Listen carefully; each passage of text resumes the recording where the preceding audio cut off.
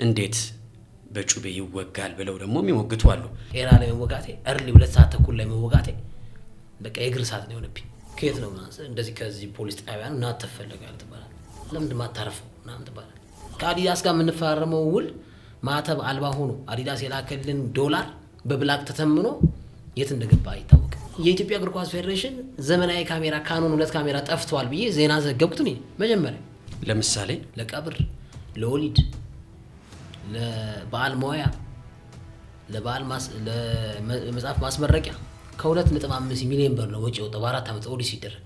አሁንም አለ ግን ይሄ ሁሉ ነገር ዛቻው ማስፈራሪያ አሁን እያልከኛለሁ አለ እንዲህ በደንብ አለ። ደጋፊ ስልክ የሚያስጠልፍበት ዘመን ላይ ያለ ነው። ሁሉም ክፍለ ከተሞች ላይ ክስ ተመስርቷል። በቃ ለሚኩራን ይቀር። በዚህ ውስጥ ያለ ግለሰብ ማን ነው? ጋዜጠኛ የነበረ ሰው የአንድ ፌዴሬሽን እንዴት ሲኦ ይሆናል? እንዴት ዋና ስራ አስፈጻሚ ይሆናል? በፍጹም። በእርግጥስ አሉላ ፍሬው የሚተማመንበት አንዳች ኃይል አለ? ማንንም እንዳትፈራ ተች አስፈላጊው ነገር እናደርጋለን።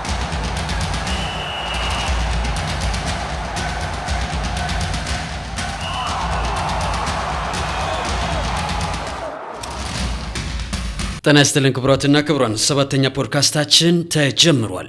የዛሬው የ7ኛ ፖድካስት እንግዳችን ወጣቱ የስፖርት ጋዜጠኛ አሉላ ፍሬው ነው።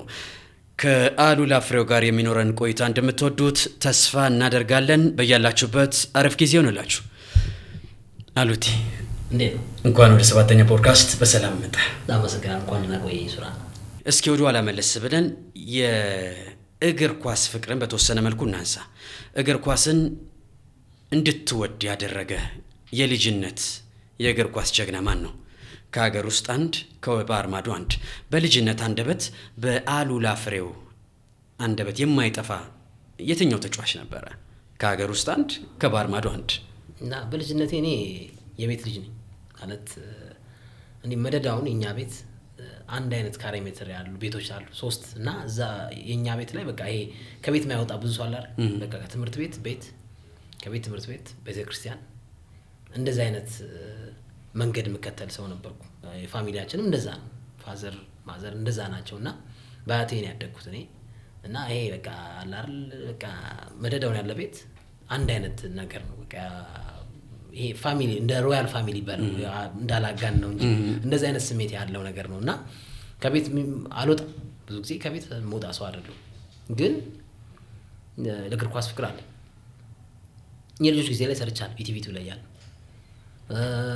አሁን ሰዎች አንዳንድ ሰዎች ከነግርማቸው ጋር ምናምን አብረን ስንሆን በቃ ሰውን ለመቀጥቀጥ ምናምን የተገናኘን እንመስላቸዋል። ግን እኔ ከግርማቸው ጋር እኔ 8ኛ ክፍል እያለሁ ኢትዮጵያ ቴሌቪዥን እሱ ስፖርት ፎከስ ሚል ፕሮግራም ከነ አያና ወልደ ሚካኤል ከነ መኳንንት በሬ ጋር ሲያቀርብ ነው የዛኔ ነው የምንተዋወቀው።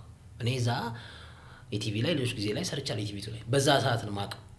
እና አክስት አለች መቅደስ አማረ የምትባል አክስት ቴክኒሻን ናት። ስቲል ኢትዮጵያ ቴሌቪዥን ነው የምትሰራው እና እሷን ያገናኘች እና በልጅነቴ ብዙ የውጭ ኳስ ላይ ነው ማተኮረው። ውጭ በደጅ ብዙ እንዲወጣ አይፈቀድም። ስቴዲየም የሚሄዱ ምናምን ነገር አልነበረም እና ውስጥ ነው ያልተለመደ ነው አይደለ? ቄራ ሰፈር ሆኖ እንደዚህ ከቤት የማይወጣም ይሄ በቃ ነገር ያለው በጣም የሚፈራ ሰፈር ነው ቄራ በደንብ ስቲል አሁንም ስም ያላቸው አሁን እኔ እንዴ አናቆም የሚሉ ሰዎች አሉ። አሁን በቅርብ ቲቪ ላይ ሲያዩ ምናምን እንዴ ስለ ቄራ ወይም ስለ ሳር ቤት የሆነ ስለ አካባቢ ስትዘግብ ምናምን የቄራ ልጅ ነው እንዴ ምናምን እያሉ የሚያቆሙ ሰዎች አሉ። አሁን በጣም ዋይድ ነው የኛ ሰፈር 09 አለ 08 አለ ቄራ አልማዝያ አለ ምናምን በክተራው ጋር ምናምን እና እስካሁን ህመም የሆነብኝ ነገር እንደውም ምን ታውቃለህ?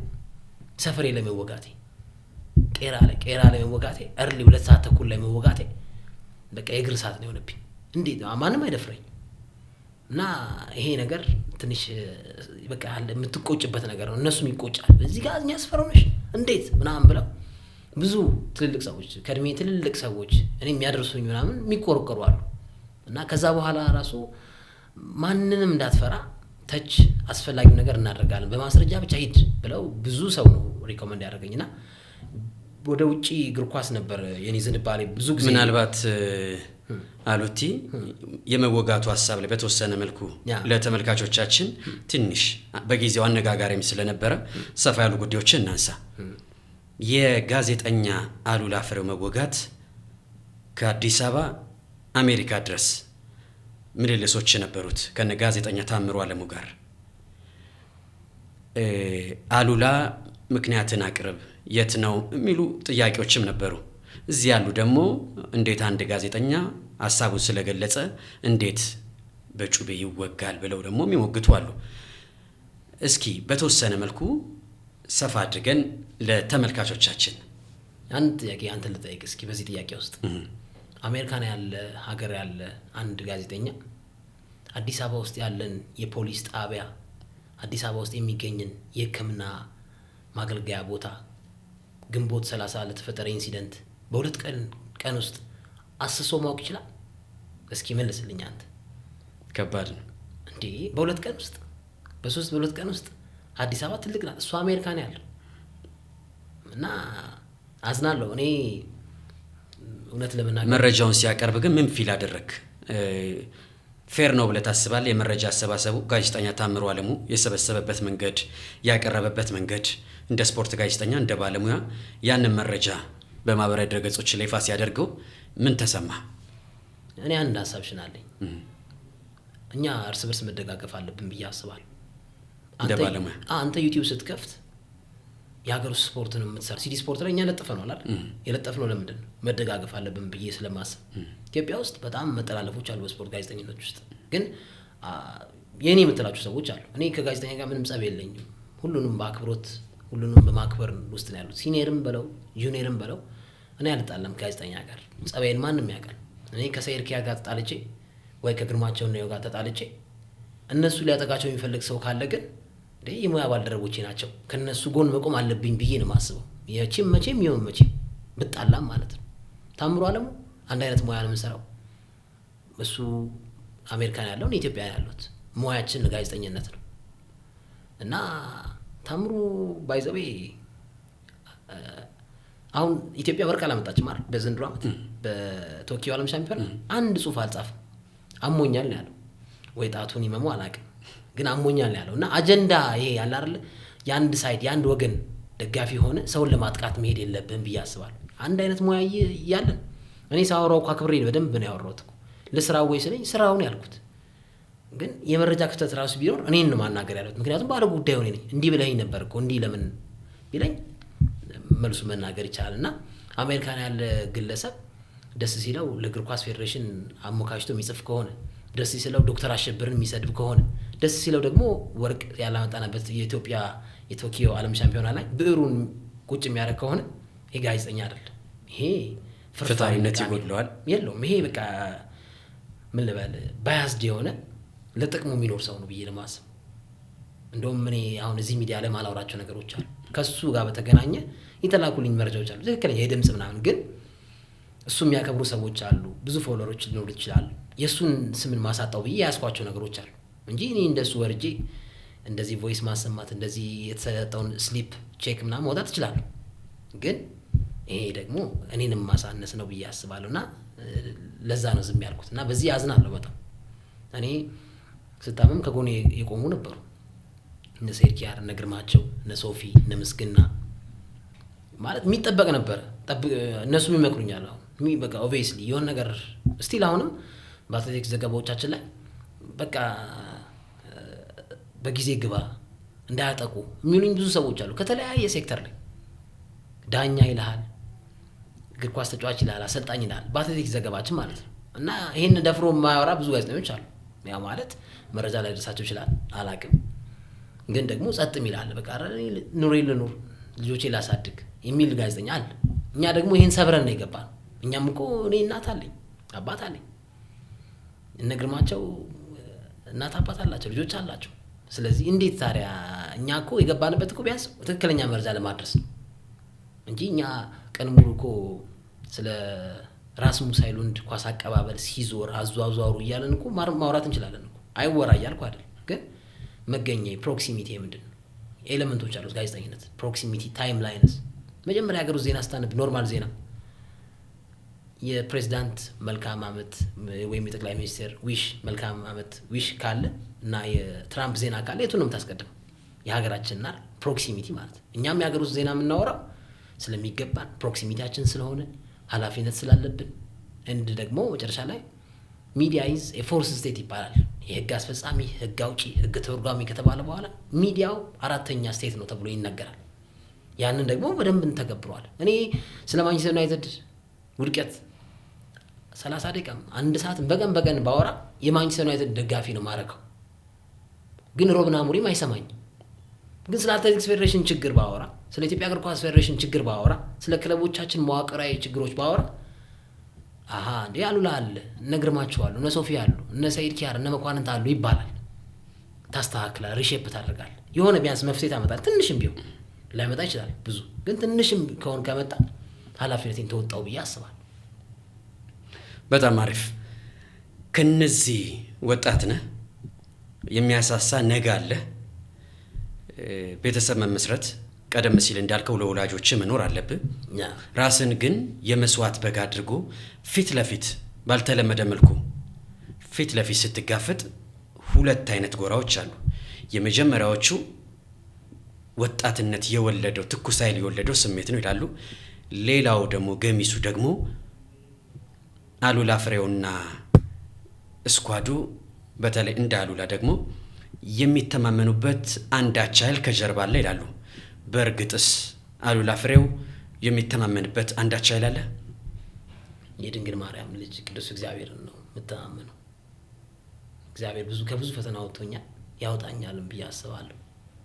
ጠባቂያችን እግዚአብሔር ነው እና ሰሞኑን እንደውም ማለት ስለ አርቴታ የተናገርኩት አንድ ነገር አለና በዚህ ዙሪያ ለማያውቁን ለነጫጭ እግር ኳስ ተጫዋቾች ከኛ ብዙ ሺህ ኪሎ ሜትር ለሚገኙ እግር ኳስ ተጫዋቾች ላይ ሀሳብ ሰጠ ተብዬ እኔ ስም በጣም በየቲክቶኩ ፎሎወር መጨመሪያ ነበረ፣ ዛቻዎች፣ ስድቦች ይደርሷል።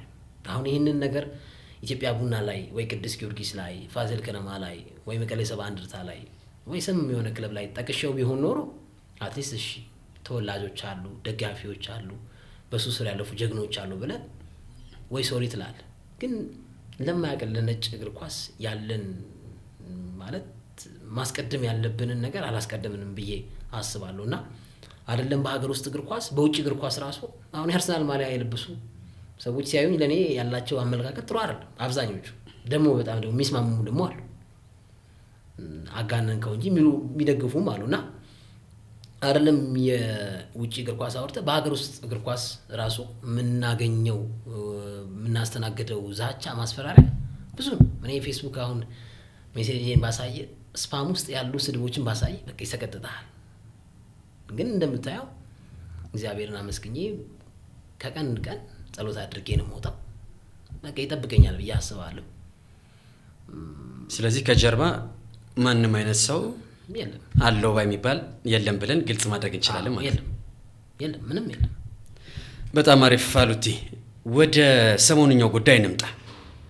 ጃፓን ላይ ታሪካዊ ክሽፈት በሚመስል መልኩ አንድ የወርቅ ሜዳሊያ ሳናገኝ ባልተለመደ መልኩ የባህል ውድድር በሆነው በአትሌቲክሱ ያለምንም ወርቅ ወደ አገር ቤት ተመልሰናል። ከዚህ ከሰሞንኛው የአትሌቲክሱ ውጤት ማጣት ጋር በተገናኘ እንደ ስፖርት ጋዜጠኛ ምን ማለት እንችላለን?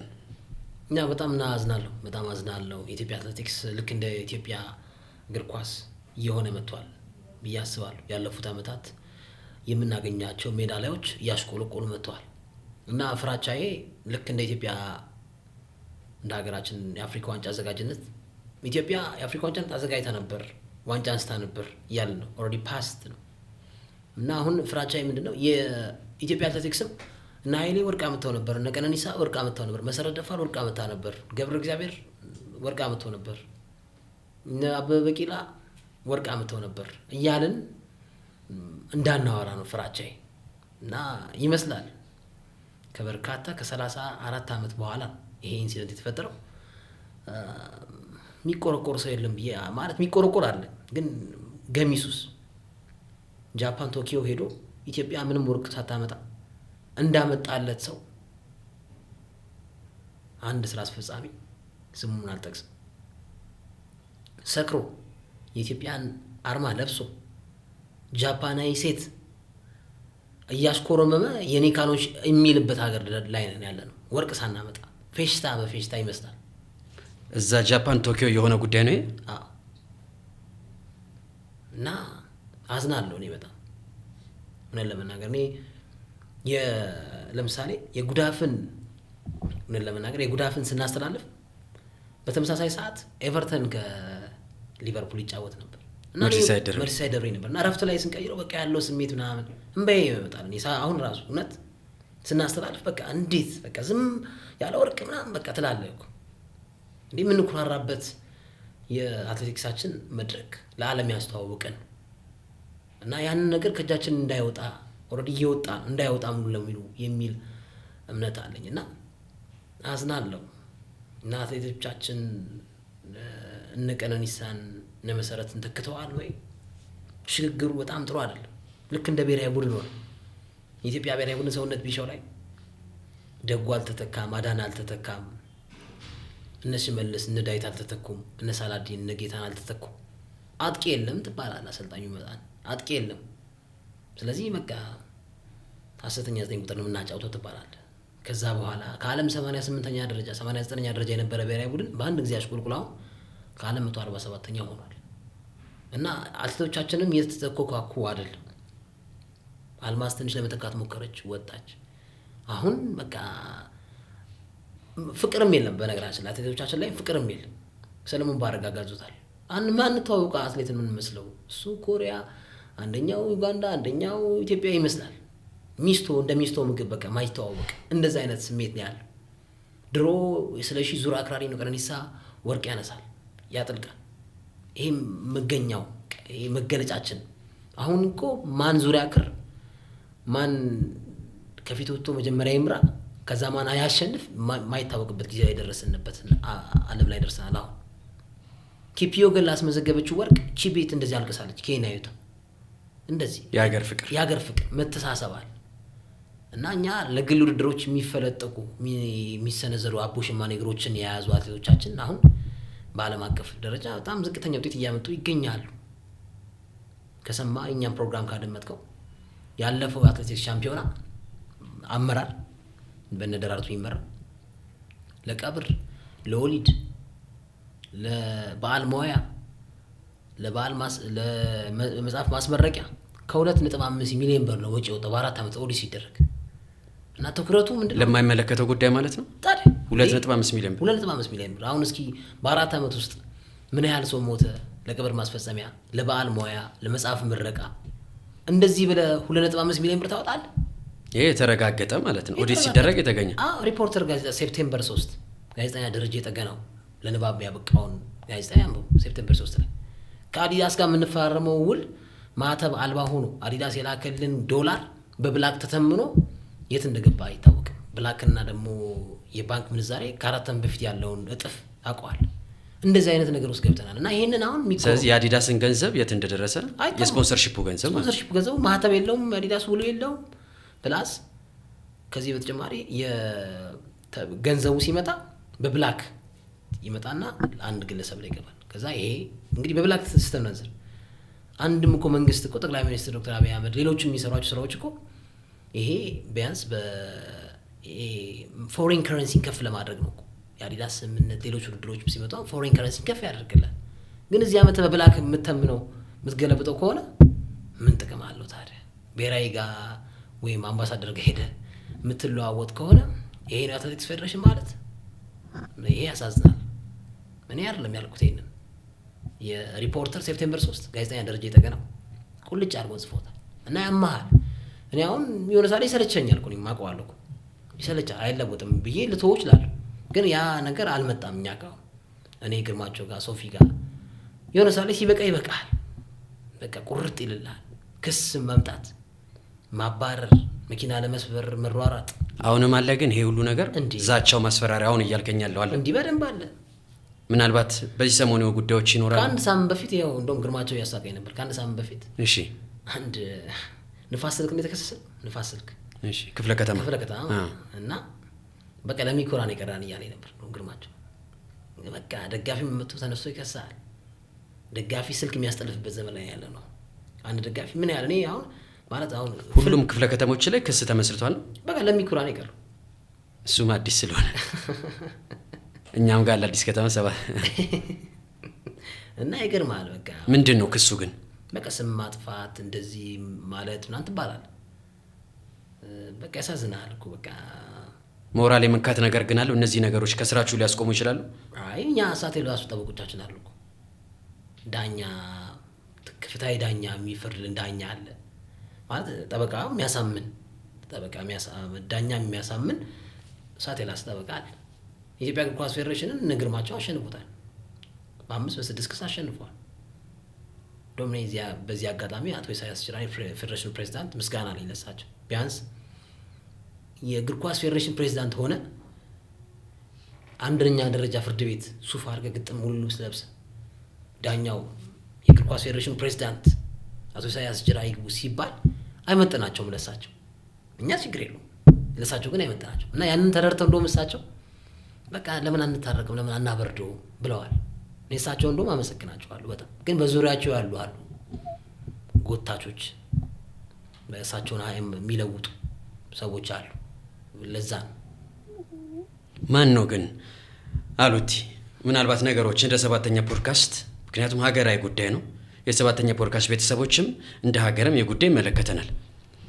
ባለፈው ጋዜጠኛ ሶፎንያስ እኔው ሶፊ መጥቶም ለአቶ ኢሳያስ ጅራ ተመሳሳይ ምስጋና አቅርቧል። እንደ ጲላጦስ ማል ፍርድ ቤት ከደሙ ንጹህ ነኝ ብለው እጃቸውን ታጥበዋል ብለውኛል።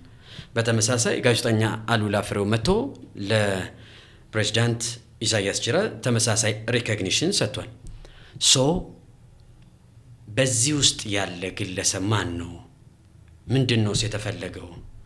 ግለሰባዊ ግጭት ነው ከእናንተ ጋር ወይስ ምንድን ነው? ምን ማለት እንችላለን?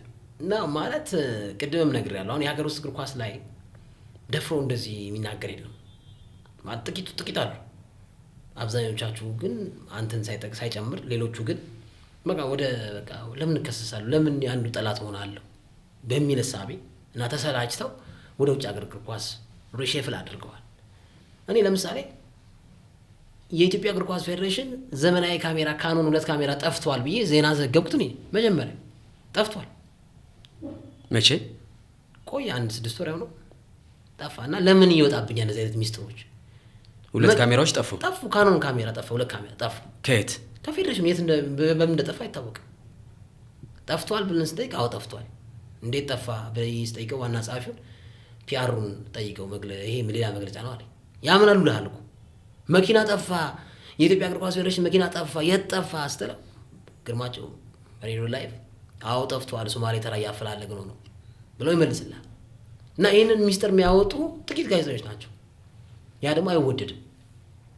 አጎብዳጅ እንድትሆኑ የሚፈልገው በአንድ ትጥቅ ወይም በምሳ በፓስታ በቅቅል የሚደለል በማኪያቶ የሚደለል ብዙ ሰው አለ፣ አደረባ ያለ።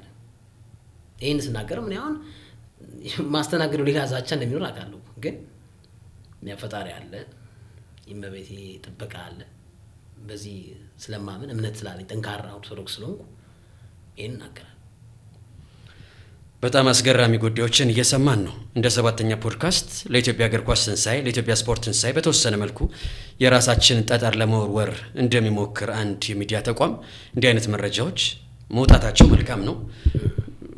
ነገር ግን የሚወጡት መረጃዎች ደግሞ በተወሰነ መልኩ ልብ ዝቅ ያደርጋሉ። ምክንያቱም እንዲህ አይነት ነገሮች መደረጋቸው በጣም እንደ አንድ ዜጋ ያስከፋል። እንደውም ኤፍሬም የማነ የገለጸበት መንገድ አለ። ኤፍሬም የማነ እሺ ከሰሞኑ የኢፌዴሪ ጠቅላይ ሚኒስትር የተከበሩ ዶክተር አብይ አህመድ በ10 ዓመት ውስጥ በጣም ጥሩ የሆነ ብሔራዊ ቡድን እንገነባለን፣ ከ100 በላይ የማዘውተሪያ ስፍራዎችን እንገነባለን ብለው ተናግረዋል።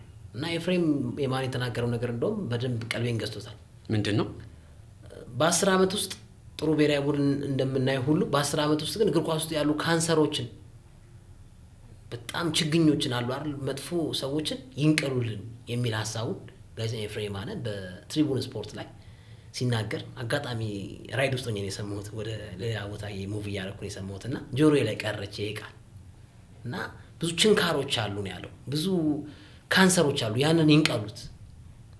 ባለፈው ምን ያንሰጀዋል የደቡብ እግር ኳስ ቢያንስ ሀገር የሆነችው ደቡብ ሱዳን በቅርብ ዓመት ነው። በዚህ ዓመት ውስጥ ቢያንስ ሴካፋ እየተጫወተች ነው፣ ዓለም ዋንጫ ማጣሪያ ተጫውታለች፣ አፍሪካ ዋንጫ ማጣሪያ ተጫውታለች፣ ነጥቦችን እያገኘች ነው። ቀስ በቀስ ይሻሻላል ብሔራዊ ቡድን እና የፌዴሬሽኑን አወቃቀር ስትመለከተው ለምሳሌ ዋና ጸሐፊው በጣም ሊትሬሲ ሌቭላቸው ከፍተኛ ነው። ባክግራውንዳቸው ኤዱኬሽን ባክግራውንዳቸው በጣም ከፍተኛ ነው። ኦክስፎርድ የተማሩ ማች ኤጀንት የሆኑ ማች አናሊሲስ በቻን በአፍሪካ ዋንጫ ዩ20 አፍሪካ ዋንጫ ላይ የክለቦች ላይ ኤዱኬትድ ሰው ናቸው። ላውራንስ ይባላሉ። ካልተሳሳትኩ አንስቼዋለሁ። እና ቦታው ላይ ለሚገባው ሰው ሎጂክ ላይ ፋላሲ ኦፍ አውቶሪቲ የሚባል ነገር አለ። ኢትዮጵያ እግር ኳስ ፌዴሬሽን ላይ መመለከተው እንደዛ ነገር ፋላሲ ኦፍ አውቶሪቲ፣ የማይገባው ሰው የማይገባው ቦታ ላይ ቁጭ ይላል።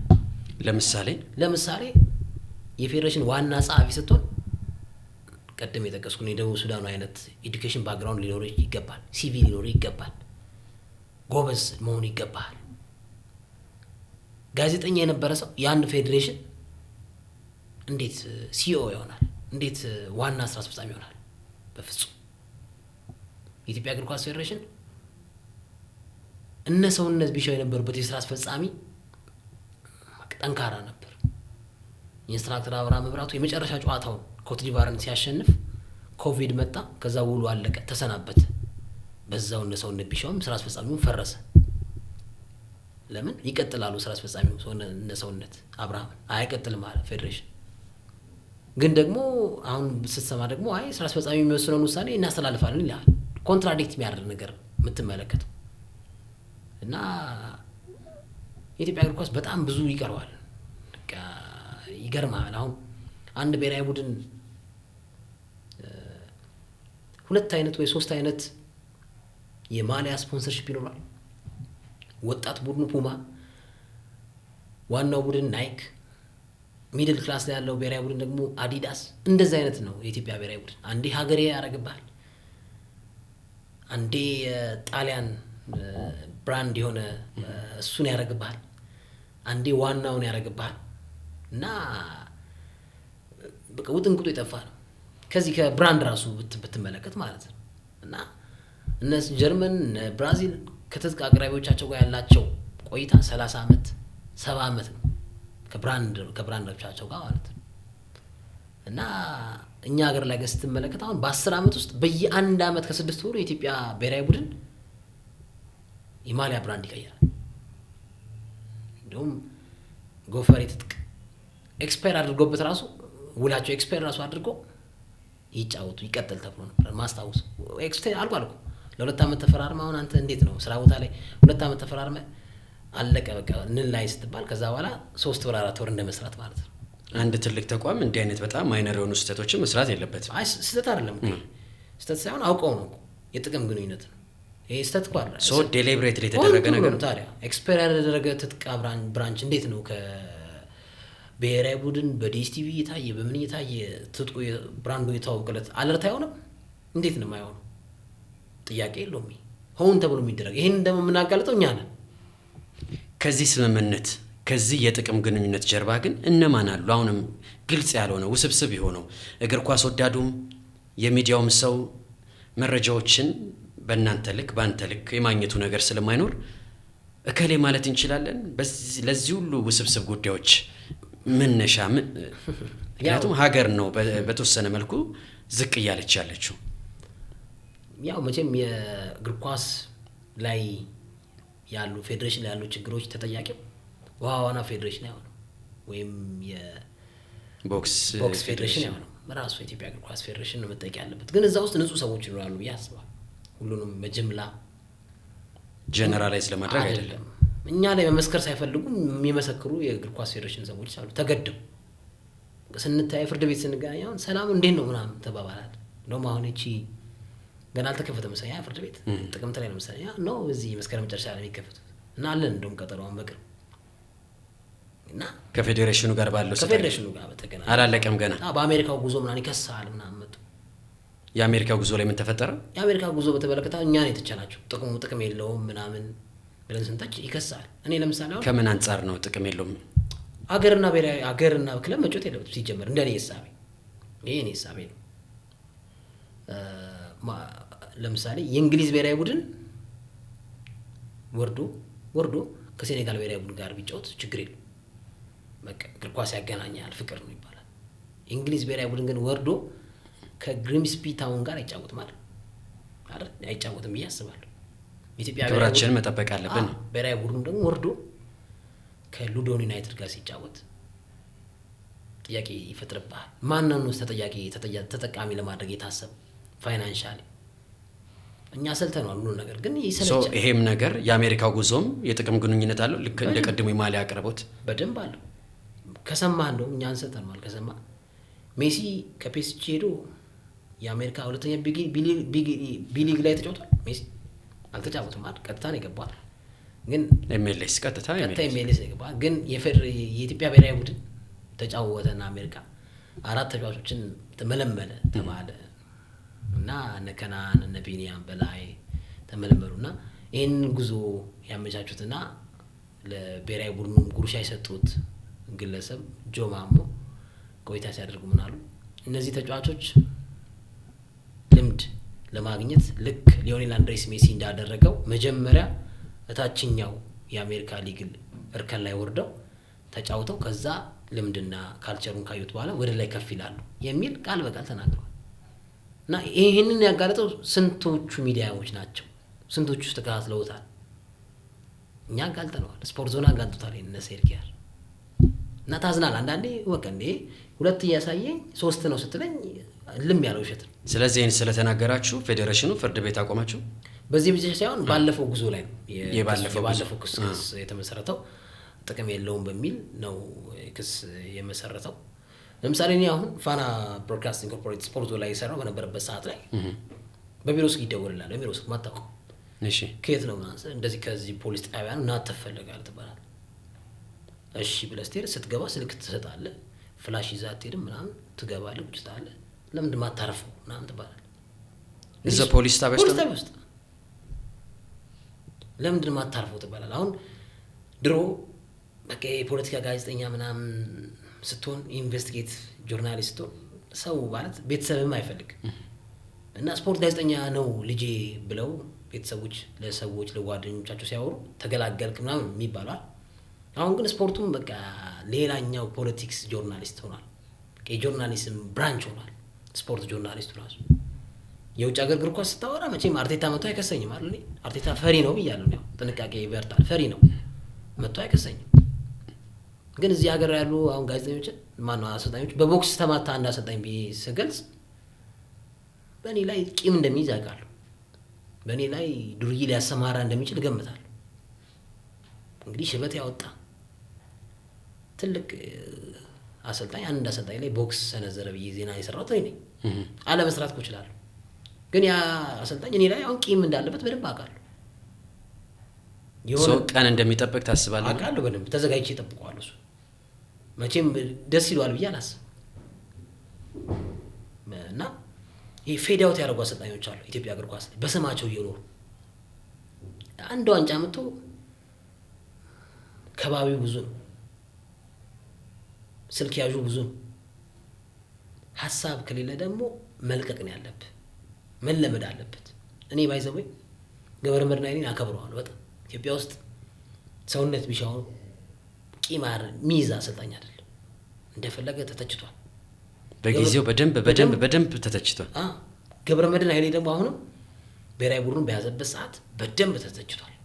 በደንብ አንዴ ድሬዳዋ አንዴ አዲስ አበባ እየመጣ እንዴት ያሰለጥናል ተብሎ ተተችቷል።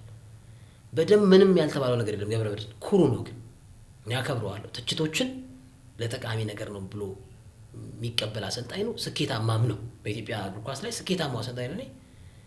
እንደ እግር ኳስ እንደ ዋንጫ ካየ ነው ገብረ መድናይኔ አሪፍ ነው።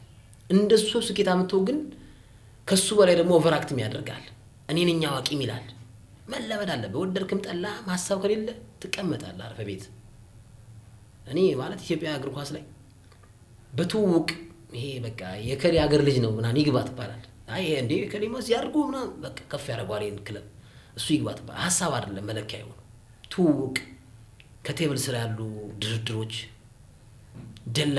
ደላሎች ማንቆ ናቸው እኮ ባይዘው በዘንድሮ ዓመት የተፈተኑ ወኪሎች ሁሉም ነው የወደቁት በዝውውር በፌዴሬሽኑ ማለት የተፈተኑ። ግን የኢትዮጵያን እግር ኳስ የሚያንቀሳቅሱት ደላሎች ናቸው። ከአሰልጣኝ ስር አይጠፉም። እንዴ ሬስቶራንት ውስጥ ነበር የኢትዮጵያ ብሔራዊ ቡድን እኮ ሀሳብ የሚመነጨው እኮ እንዴ ከላይ ሽመልስን አስገብተን እንትናን ቤንች አድርገው የሚሉ በጣም ብዙ ሰዎች ነበሩ። ተሰሚነት ያላቸው አሰልጣኝ ሆኖ ከደላላ እንዴ እስኪ ሳለው አንድ ወኪል ጆርጌ ሜንዴስ አንድ አሰልጣኝን አሰላለፍ ምናምን ሲያማክሩ እስኪ እንደዛ ብላስ እነሱ ፕሮፌሽናልነታቸውን አያስነኩም። ሱፐር ኤጀንት ዮርጌ ሜንዴዝ ሆነ ነፍሱን ይማረውና ሚኖር አዮላም ሆነ ለተጫዋቾች ዝውውር እንጂ ላይናፕ የማውጣት ይባላል። ግን በተወሰነ መልኩ እውነት ነው ማለት እንችላለን። ላይናፕ የሚያወጡ ላይናፕ ላይሆን ላይደርስ ይችላል እዛ ላይ። ግን አሁን ክለብ ላይ ግን አብረ ስለምትውል ክለብ ከአሰልጣኝ ጋር እንትን ማለት እንትን ናቸው። ይሄ አሁን የኢትዮጵያ እግር ኳስ ፌዴሬሽን ላይ አሉላ ምን ፖስት አድርጓል ብሎ ስራ ያለው ግለሰብ አለ ይሄን የሚያደርስ ኢትዮጵያ ራሱ የፌዴሬሽን ተቋም ነው። ይሄንን ፌስቡክ የሚከታተል ወይ ግርማቸው ወይ ሲዲ ስፖርት ነው የሶፎኒያስ ይሄንን ፓስ ያደርጋል ላይ ስራ ነው ይሄ።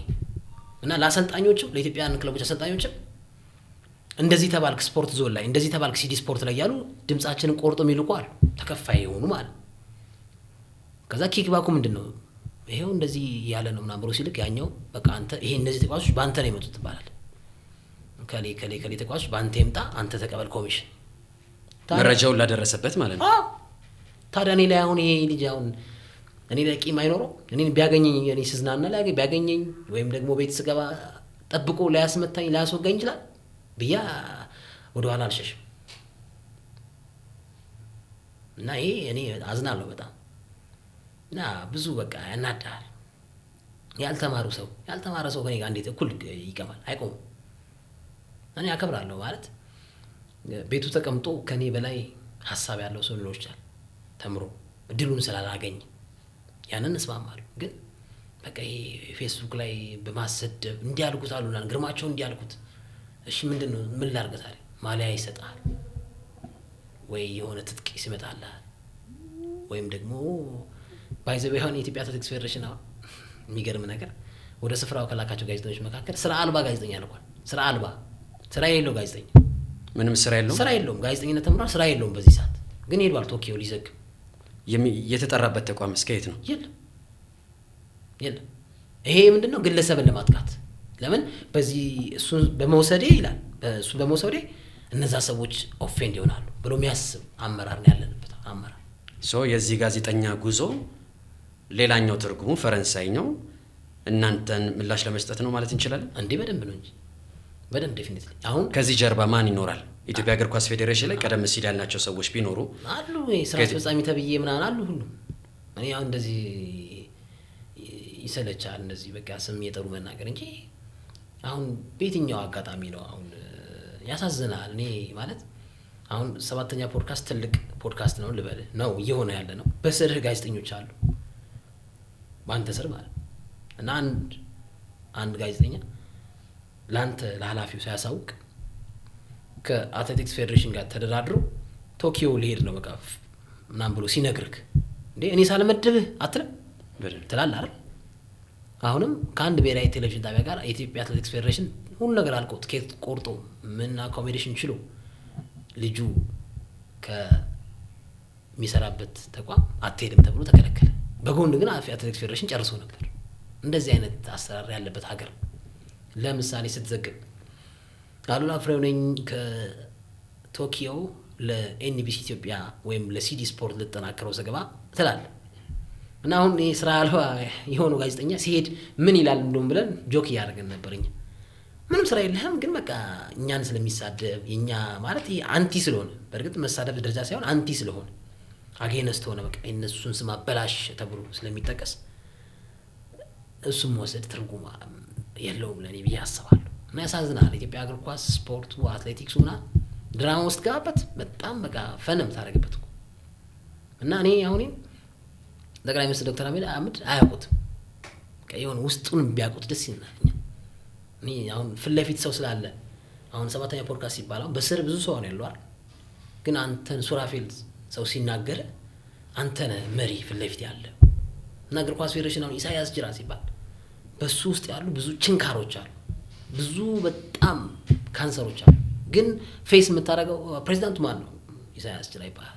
ለዛ ነው አትሌቲክስ ፌዴሬሽን ላይ ስለዚህ ስን ፕሬዚዳንት ግን በውስጡ ደግሞ ብዙ ሰዎች አሉ፣ ብዙ ማነቆች አሉ። ግን ፌስ የሚያደርገው ፊት ለፊት ያለ ሰው ነው። የበላይ አካል ሄድ የሆነ ሰው ለዚህ ኃላፊነት እንዲወስድ ተደርጎ ማሰብ ልክ አይደለም ብዬ አስባለሁ። ወጣ እንበል ደግሞ ትንሽ ትንፋሽ እንውሰድ ከዚህ አድካሚው የእግር ኳስና የአትሌቲክስ ጉዞ ወጣ እንበልና ትንሽ ሻይ ቡና ብለን እንመለሳለን። አሉላ ፍሬው በህይወቱ የተደሰተበት ቀን ስለ ደስታ ቀናዎቹ ሲያስብ ይሄኛው በህይወት የማስቀድመው ቀን ነው ወይም ደግሞ የተወሰኑ በልዩነት የምታነሳቸው የደስታ ቀኖች በተለይም ከዚህ ከስፖርት ጋዜጠኝነቱ ጋር በተገናኘ የምናነሳው ነገር ካለ? እኔ ስሜቴ በጣም ቶሎ ኦፌንድ ሆናለሁ፣ ቶሎ ደስታለሁ። የኔ ባህሪ መገለጫ ቂመኛ አይደለሁም ማለት ላጠቃኝ ላሰበ ሰው እስከ መጨረሻው ይሄዳል። እስከ መጨረሻው ማንም አያውቀው በዚህ ጉዳይ እንደ ቄራ ልጅ። ግን ደግሞ በፍቅር ለመጣ ሰው ደግሞ ልብ የሚራራ ሰው ነኝ። ይቅርታ የሚያደርጉላችሁ ሰዎች አሉ፣ ይታወቃል፣ ይሄ ችግር የለም። ግን በጣም የተደሰትኩት እናቴ በቅርቡ የልብ ቀዶ ጥገና አድርጋ ነበር እና አንዱ እኔን ፋክተር እንደውም ለሷ ወዳታለሁ በጣም እናቴ እና እቤት አሁን እቤት አባቴም እናቴ የሀገር ውስጥ እግር ኳስ ስዘግብ ትንታኔ ስሰጥ ምናምን በቃ እንዲህ ብለው ነው የሚያዩት።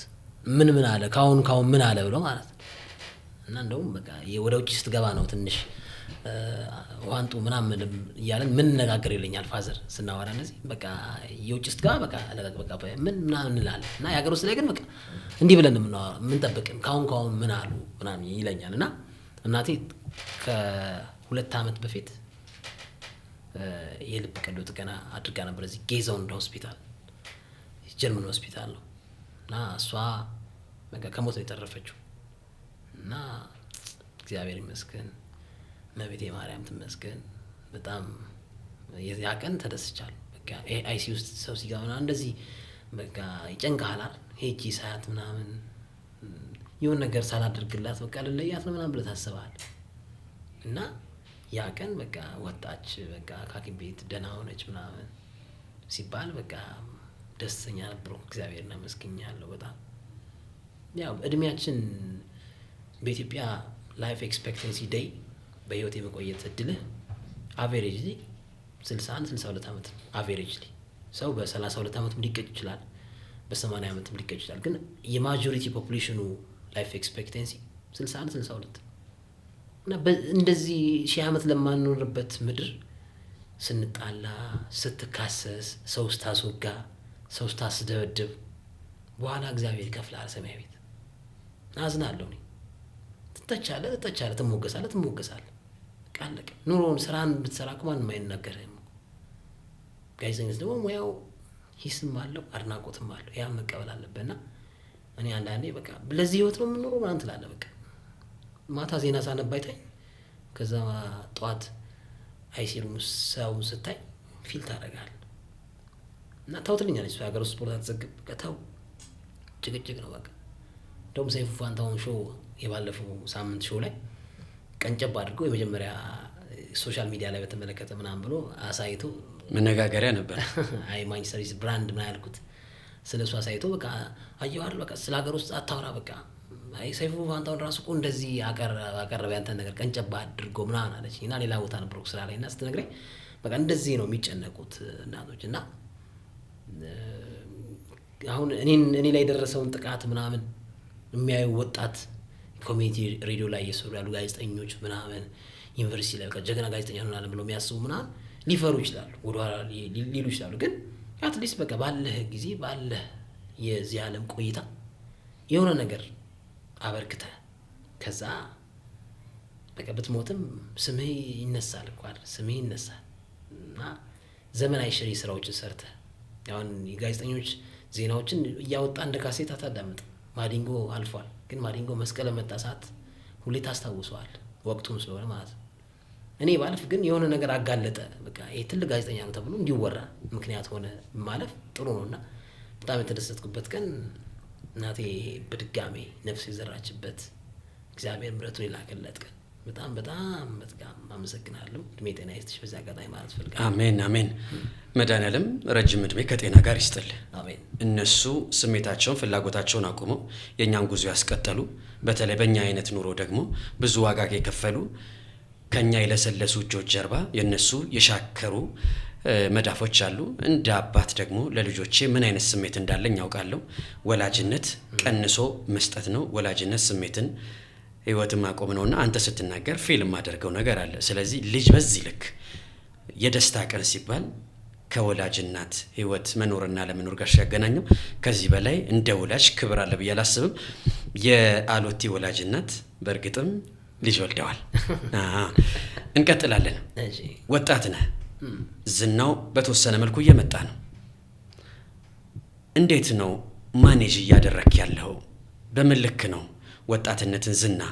ከዛ በተጨማሪ ደግሞ እግር ኳስን ታነባለህ፣ ታወራለህ፣ ትኖራለህ። ከእግር ኳስ ውጪ አጠፋፍተህ ስልክ ምናምን አሎቲ ፈታ ሲል በምንድን ነው ትንሽ ፈታ የሚለው? እንደ ወጣት እስኪ ግልጹንም እናውራ። በርካቶች አሉላ ፍሬው ሲባል ያንተን የህይወት ኤክስፒሪየንስም ሼር እንድትናረጋቸው ነው። ከእግር ኳስ ውጭ ምን ያስነናሃል? እኔ አላሽም። አሁን ይሄ ልክ የዓለም ዋንጫ ብሬክ፣ ይሄ ማጣሪያ ጨዋታዎች ሲመጡ፣ ሊጎች ሲቋረጡ ምናምን መጽሐፍ አነባለሁ ምናምን አለለ ወይ ሲኒማ ቤት ገብቼ ፊልም ያለው አለለ። እውነቱን የምናገር ከጓደኞቼ ጋር ማሳልፋቸው መዝናናቸው ጊዜያት አሉ። አብረን ኢንጆይ እናደርጋለን።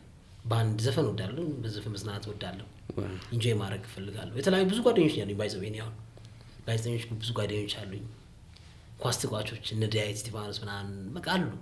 ዘፈኑ ላይ ብትሄድ አሉ እነ ሚኪ ምናምን። የሰፈሬ ጓደኞች ደግሞ ለኔ የሚሞቱ ደግሞ አሉ። እነዚህ ኮ ምናምን በቃ እነ ኤፍ ምናምን ምላቸው በቃ እነ ዮኒ ምናምን አለ አይደል? የሆነ የራስ የምትለው ሰዎች አሉ። ጀማ ሰፊ ነው ማለት ነው እንደ ወጣት እና እንዝናናለን። በቃ እንደውም እኔ አሁን በዚህ በቃ ጥቃት ከደረሰብኝ በኋላ እንደውም መዝናናት ቀነስኩኝ። በቃ ማለት እኔ ማንም ምስክር ይሰጣል። አሁን ስፖርት ዞን ሰራ 3-10 ነው የምገባው ጠዋት። ግን ሁሉ ተዝናንቼ ግን ለነገ ስራዬ አፌክት ሆኛ አላውቅም። ሲዲ ስፖርት ምሰራው ከሰኞ እስከ ዓርብ 6:30 ላይ እገባለሁ። ተዝናናው ብዬ ከስራዬ ወደ ኋላ ወልፍቻለሁ። ኤንቢሲም እንደዛ እና መዝናናለሁ። ደስ ይለኛል። በቃ መዝናናት እንደ ወጣት መዝናናቱ አለ። በደንብ ጥግ ድረስ መዝናናለሁ። ግን ሰሞነኛው የአርቴታ ጉዳይ የዚህ የስለቱ ጉዳይ ምናምን ቆጠባ አደረገኝ ነው። በጣም አሪፍ፣ ደስ ይላል። ሌሎች ጉዳዮችን እናንሳ። ወደ ቀደመ ነገራችን እንመለስና ምናልባት ከዘፈኑ ጋር በተገናኘ ባለፈው ሶፊ መጥቶ ቴዎድሮስ ታደሰ የኔ ፋቮራይት ሙዚቀኛ ነው ብሏል። አሎቲ በቃ ቢያገኘው ደስ የሚለው ሙዚቀኛ ወይም ደግሞ መኪና ውስጥ በስልኩ የሚያጫወተው ሙዚቃ የትኛው ነው? ሸዋንዳኝን ላስት ዊክ እንደው ማግኘት እወደው ነበር። 90ዎቹ ላይ ምናምን ሸዋንዳኝ አይሉ ይመቸኛል። ኩል የሆነ ሰው ነው እና አንድ መዝናኛ ቦታ ላይ ተገናኘ። እሺ። እና በቃ በጣም አድናቆት ከዘለስኩለት ፎቶ ተነሳን ምናምን እና ሸዋንዳኝ ጥሩ ሞደው ሰው ነው። ከዚህ በኋላ ያው ቴዲ አፍሮ ንጉሱ ቴዲን ባገኘው ደስ ይለኛል። እወደዋለሁ፣ ደስ ይለኛል እና ዘፈን አዳምጣለሁ።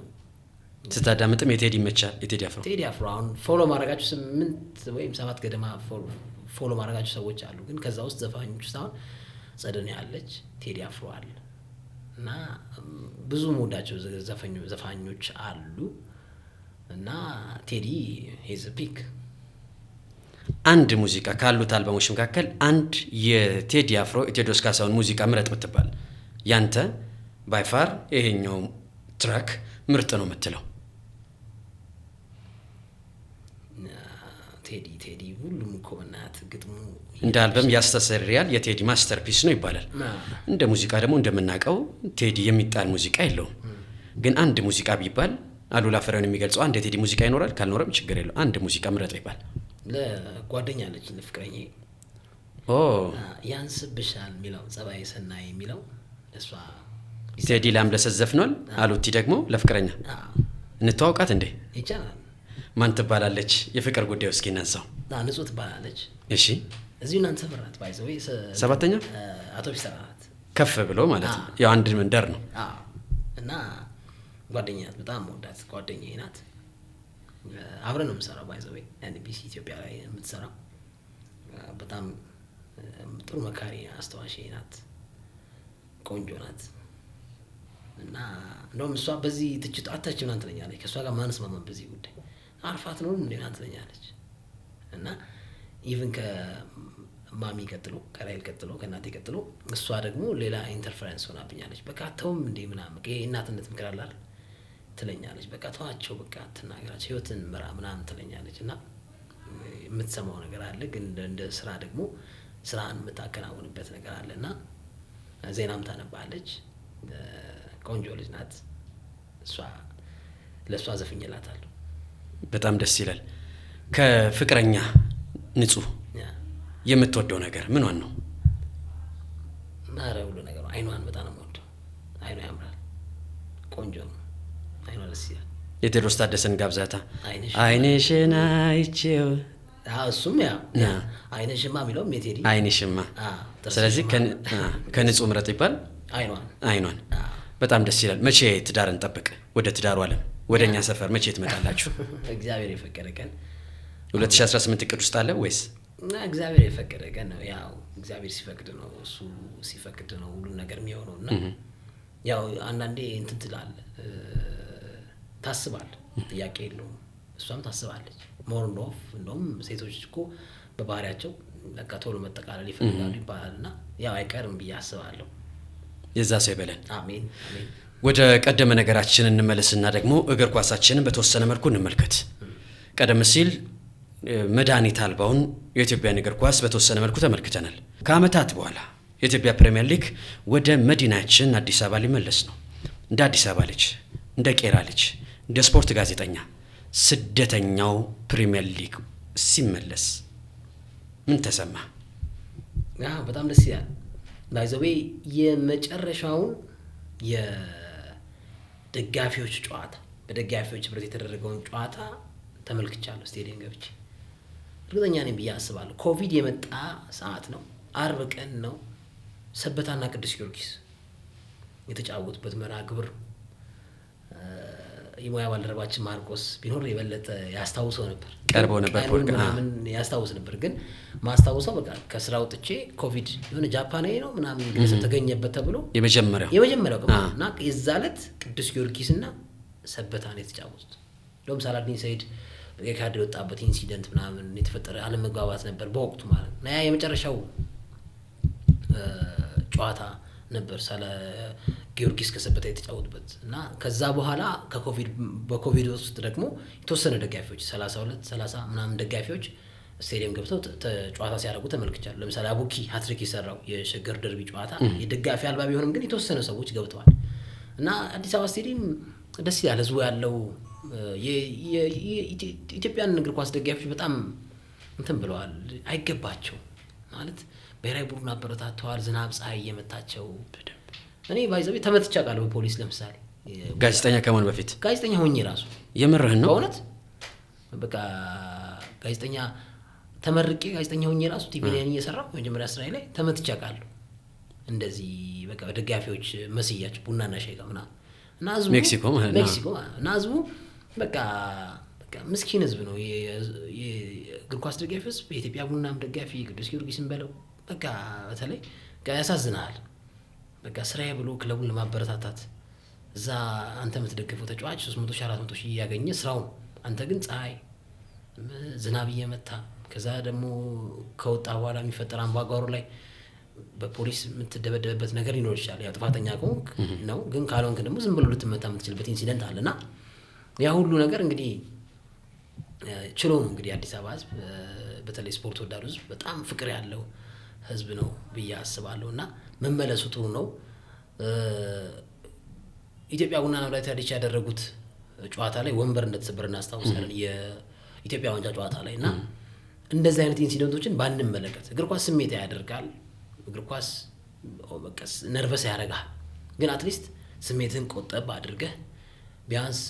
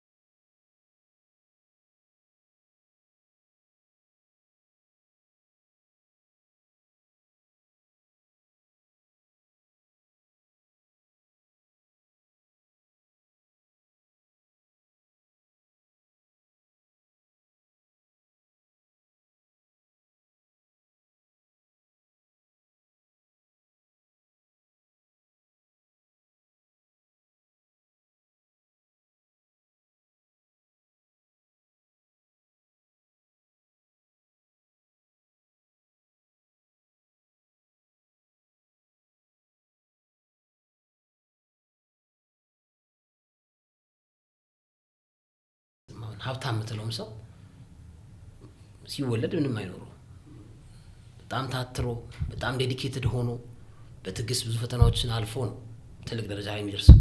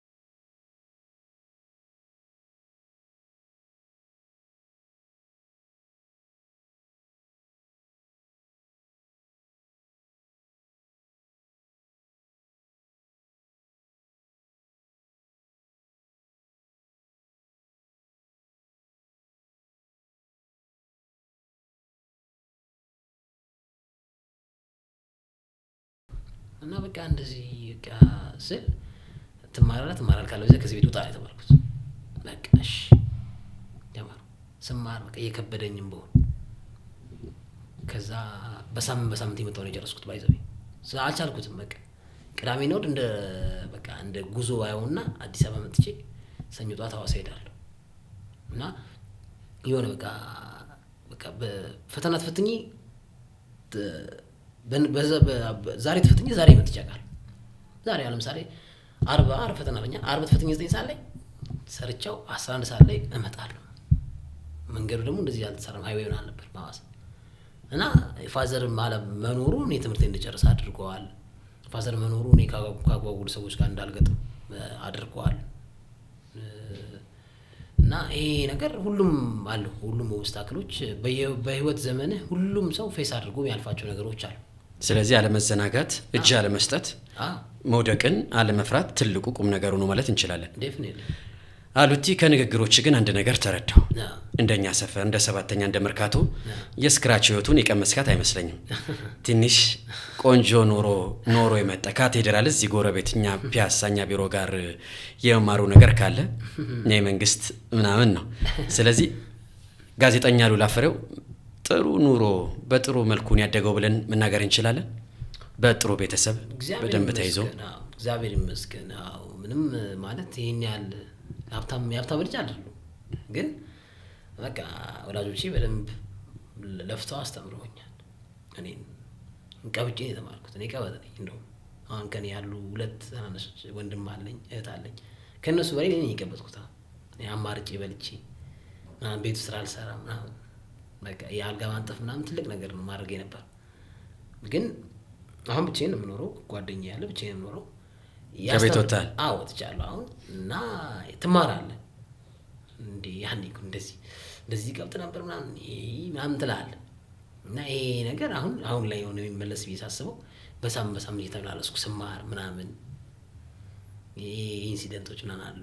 በቃ ማለት የቤቱ የመጀመሪያ ልጅ ነኝ፣ ግን አስቸጋሪም ልጅ ነኝ። እልኸኛ ነኝ፣ ቀብጣለሁ። በቃ ያልኩት ካልሆነ ምናምን ብዬ በቃ አብዳለሁ። ኳስ አትይስባል። በተለይ ድሮ ሃይስኩል እየተማርኩ ኳስ በቃ ቤቱ እንዳልኩ በቃ በር ከተዘጋ ተዘጋ። 1 ሰዓት ተኩል የሚጀምር ኳስ አሁን የቅዳሜ ኳስ 2 ተኩል የሚጀምር ኳስ ምናምን አይቼ እመጣለሁ። ቻምፒየንስ ሊግ አሁን እኔ በጣም ማስታውሰው ቼልሲ ከማንቸስተር ዩናይትድ 2008 ላይ ፋይናል ፊጎ ዴሲ ይባላል። ቄራ እኛ አስፈር ቄራ ነው። እኛ አስፈር 10 ቀበሌ በቃ ያንን ኳስ አይቼ የተመታሁት ምት ትዝ ይለኛል። የተመታሁት ምት የፍጻሜ ጨዋታ መሰለን ከፍቼ በቃ ቀስ ብዬ ቁልፉን ከፍቼ ነው የወጣሁት እና ስመለስ ታያስኩኝ የተመታሁት ምት። ግን ያውን ሳለው አሁን እዚህ ጋዜጠኛ ሆነ ምናምን ስትለው ትንትላል እና በቃ ያኔ ኦፖርቹኒቲ እንደዚህ አልነበረም። በስልክ ኳስ አታይም። ዲሲ በጣም ከፍተኛ ነበር፣ እንደዚህ ቺፕ አልነበረም እና በጣም ይሄ ያለ አይደለ ተይዞ ያደገ ልጅ በቃ ቤት ውስጥ ነው ኳስ የምጫወተው ምናምን ኳስ ራሱ ሜዳ አይፈቀድልህ በቃ እና ሽርሽር ትከለከላለህ ምናምን። ይሄ በቃ አይደል በቃ ሌሎች ወንድሞች ሲሄዱ ምናምን አንተ አትሄድም ትባላለህ። አንተ አትሄድም እዚህ ሳምንት ሽርሽር የትም አትሄድም ምናምን። እንደዛ አይነት ላይፍ ነበረኝ እና በጣም ደስ ይላል። ሳስበው አሁን በቃ ይገርማል። እውነትም በቃ አሁን ያው ልጅ ቦልድ ምናምን ብለህ ታስባለህ። ወላጆቻችን ክብር ይገባቸዋል። የእውነት ደጋግሞ ክብር ይገባቸዋል። እኛ ጋር ደግሞ ሰባተኛ ስትመጣ ምናልባት ቻምፒየንስ ሊግ ላይ ነው ካልክ ያው መተኛዋ ምናምን ብዙ ስላልሆነች ወዲያው የሚፈቀዱ ነገር ይኖራል። ኦኬ ስክራች ላይፍ ስለሆነ ያለው አሪፍ ነው። እንደውም ፍራሽ አቀለልከኝ የሚባለው። እንመለስ እስኪ ከዚህ ከወድቆ ከመነሳት ጋር ካያያዝ ነው የዘንድሮ 69ኛው የባላን ዲዮር አሸናፊ ወድቆ ለመነሳት ትልቅ ምሳሌ ነው። ኦስማን ዴምቤሌ የለም አበቃለት፣ ከዚህ በኋላ የከፍታ ዘመኑ ጨርሷል የተባለ ሰው ህይወት ዳግም ሞሽረው በትልቁ መድረክ ላይ አቆሟለች። ኦስማን ዴምቤሌ ባላን ዲዮርን እንደሚገባው አድርጎ አሸንፏል። በእርግጥ እንደ ስፖርት ጋዜጠኛ ማንን ጠብቀህ ነበር?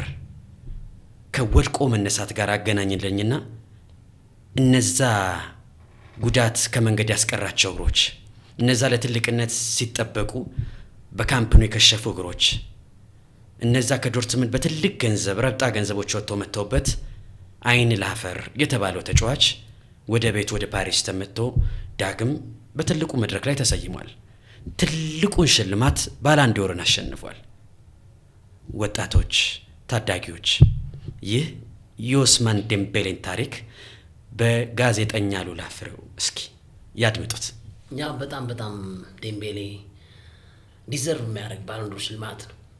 በጣም ከሽልማቱ በላይ እናቱ የተናገረችው ንግግር ደግሞ በፕሮግራማችን ሲዲ ስፖርት ላይ እንገልጸነዋል፣ አስተላልፈነዋል። መለስ ብለህ ለዚህ ቦታ እንድበቃ ያደረገኝን ሰው ማመስገን ማለት ትልቅ ነገር እና እናቱም እንዳለች ሰምታል ብዬ አስባለሁ። እኔ የዴምቤሌ እናት መሆኔን ሰው እንዲያውቅ አልፈልግም። ልታይ የሚል እናት አይደለሁ። ኢቭን አለች ትልልቅ ጨዋታዎች ላይ ቪአይፒ ወንበሮች ተይዘው እዛ ቁጭ በይ ስባል አይ ኖ ብዬ ከተራ ደጋፊ ጋር ነው የማየው እና እናቱ ስትደሰት ሳይ እኔ ይህንን ያልኩት ሲዲ ስፖርት ላይ ፕሮግራማችን ላይ እና ዴምቤሌ በጣም ወንደርፉል የሆነ አመት ነው ያሳለፈው። ብዙ ጊዜ ባላን ዲዮር ቬግ ያደርጋል፣ ምርጫዎች ያሻማሉ። ኢቭን የነራፊን አምስተኛ መውጣት ሌሎች ተጫዋቾችም ደረጃ ሲሰጣቸው ከ30 ኖሚኖች ውስጥ ጥያቄ ክርክር የሚያጭሩ ነገሮችን ትመለከታል እና ዴምቤሌ በደንብ ዲዘርቭ የሚያደርግ ዊን ነው። ለፍቷል፣ ተነስቷል። ለሌሎች አርያ የሚሆን ተጫዋች ነው ብዬ አስባለሁ። በየትኛውም ዓለም ላይ ላሉ ከታች ተነስተው ፒክ ያደረሱ ፒኩ ደረጃ ዶርትመንድ ላይ ወደ ባርሴሎና ሙቭ እንዲያደርጉ አደረገ። ግን ባርሴሎና ላይ የዴምቤሌ እግሮች በዶርትመንድ የሰራቸውን ትልቅ ድራማዊ፣ አስገራሚ፣ መግነጢሳዊ የሆኑ ምታታዊ የታከለባቸውን ጎሎች እንደተፈለገው ማግኘት አልተቻለም። ቀረገባል። ከዛ ደግሞ ወዴት ሄደ? ፈረንሳይ እና በፈረንሳይ ባይዘይ በጣም በዚህ ሰዓት እኔ ለፖሴሽን እግር ኳስ በጣም ዴዲኬትድ የሆነ ሰው ብዬ የምጠቅሰው ከጋርዲዮላም በላይ ለኔ ሉዊስ ኤንሪኬ ለፖሴሽን እግር ኳስ በዚህ ሰዓት እና ተጫዋቹ በኤንሪኬ ጊዜ አብቧል፣ ጥሩ ነገር አምጥቷል። በቻምፒየንስ ሊግ ትልቁን ዋንጫ እንዲያሳኩ የሁሉም ተጫዋቾች ሚና ቢኖርም የሱ ከፍ ይላል። ከጃንዋሪ ጀምሮ እስከ ፋይናሉ ድረስ ያስቆጠራቸው ጎሎች፣ አሲስቶች በጣም ግሩም ናቸው። ግን በእያንዳንዱ ዲፓርትመንት ላይ ከጃሉጂ ዳኖሮማ ጀምሮ እነ ማርኪኒዮስ፣ እነ ቪቲኒያ፣ ጆዋን ኔቬስ ሁሉንም ብትመለከት በየስራቸው ስራቸውን ሰርተዋል። ግን ሁሉንም ስትመዝነው ደግሞ የዴምቤሌ ደስ ይላል እና ሂት ማፕ ውስጥ ስትመለከት በየቦታው ነበር የሚረግጠው። አንዴ በግራ ተከላካይ በኩል ይለጣ፣ አንዴ ቀኝ ላይ መሀል ላይ አርሰናል ጨዋታ ላይ ብትመለከቱ ሂት ማፑ የምታየው በጣም ቀሳዚ ዛዚ የሚል ዘመናዊ እግር ኳስ የሚፈልገውን ወርክ ሬት ያለው ተጫዋች ዴፊኒትሊ እና ይሄን ነገር በቃ በደንብ በቃ ያስመለከተን ነው። እስኪ ጎዳ ድረስ በፊፋ ዓለም የክለቦች ዋንጫ ላይ ታትሯል። ብዙ ነገሮች ሰጥቷል። ፓሪስ ሰን ዠርሜን ዲዘርቭ የሚያደርግ ሽልማት እና ካልተሰጠው ይገርመኛል እያልኩ ነበር። አሎቲ ብዙ ጉዳዮችን እያነሳን ነው። በጣም ቆንጆ ቆይታ፣ ሰባተኛ ፖድካስትን የሚመጥን ደስ የሚል ጨዋታ እያነሳን ነው። ከኦስማን ዴምቤሌ መልስ ወደ ህይወት ጉዳይ እንምጣ እስኪ። ሰባተኛ ፖድካስት አንድ ፕሮግራም አዘጋጀ። የሀገር ውስጥ እግር ኳስን በመሸፈን የዓመቱ ምርጥ ጋዜጠኛ ብሎ ጋዜጠኛ ሉላ ፍሬው መረጠ። በዚህ ፕሮግራም ላይ 3 ሰዎችን የመጋበዝ እድል ተሰጠ። ብዙ ሰዎች ተገኙ። በዚህ ፕሮግራም ላይ ብዙ ሰዎች ተገኝተዋል። 3 ግን ጋዜጠኛ ሉላ ፍሬው የህይወት ዘመኑ በልቡ የሚያመላለሳቸው ከልጅነት እስከ እውቀት እነዚህ ሰዎችን ባገኛቸው የሚል በዚህ ትልቅ ፕሮግራም ላይ የምትጋብዛቸው የፊት ለፊቱ የቪቪአይፒ ወንበር ላይ የምታስቀምጣቸው 3 ሰዎች ይድነቃቸው ተሰማ፣ ክቡር ይድነቃቸው ተሰማ፣ ቴዲ አፍሮ፣ ቴዎድሮስ ካሳሁን፣ ቴዲ አፍሮ፣ አንድ ተጫዋች ሮናልዶ ክርስቲያኖ ሮናልዶ። በጣም አሪፍ። ጋዜጠኛ ሉላ ፍሬው ለአንድ የሬዲዮ ፕሮግራም አሁን ካሉ ጋዜጠኞች ከሶፎንያስና ከግርማቸው ውጪ ከአንድ የስፖርት ጋዜጠኛ ጋር ኮላብ ማድረግ አለበት የግድ። አሁን ካሉት የስፖርት ጋዜጠኞች ከአንድ ሰው ጋር መጣመር አለበት። የሚመርጠው የስፖርት ጋዜጠኛ ማንን ነው? ሰይድ ኪያር ያለምንም ማሰብ። ሰይድ ኪያር በአሉላ ፍሬው ይወደስ ይደነቅ ካልን ምን አይነት የስፖርት ጋዜጠኛ ነው? እኔ ከጋዜጠኞች ጋር ነኝ ሙያ በጣም ማለት አታችመንት ጥሩ፣ ሁሉንም ወዳቸዋለሁ። እና ሰይድ በጣም ያቋም ሰው ነው። በጣም ይሄ የተቸገረ ሰው የሚረዳ ያቋም ሰው፣ ላመነበት ነገር ካንተ ጎን የሚቆም በቃ ጥሩ ሰው ነው። ሙሉ ሰው አላ ምትሏላል። አሁን ሰይድና መኳንንት ጋር መስራት የኔ አሁን በጣም ያስደስተኛል። ሁለቱም አሪፍ ሰው ናቸው። እና ሰያ ደግሞ በጣም ጥሩ ሰው ነው። መኳንንትም እንደዛው። ሁለቱም የሚነጣጠሉ አይደሉም። የአንድ ሳምንት አንድ ግልባጭ ናቸው ብዬ አስባለሁ።